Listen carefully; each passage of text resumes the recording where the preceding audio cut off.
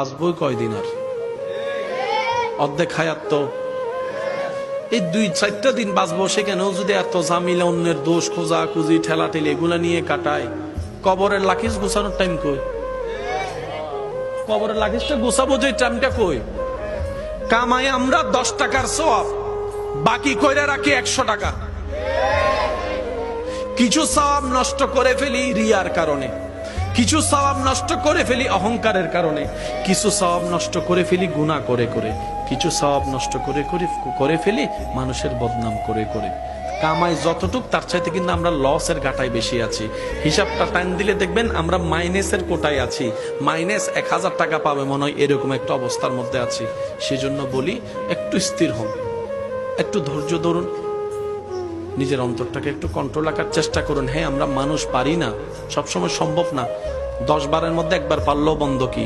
নাই মামার চাইতে কানা মামা অনেক ভালো, কথা বলেন ঠিক কিনা?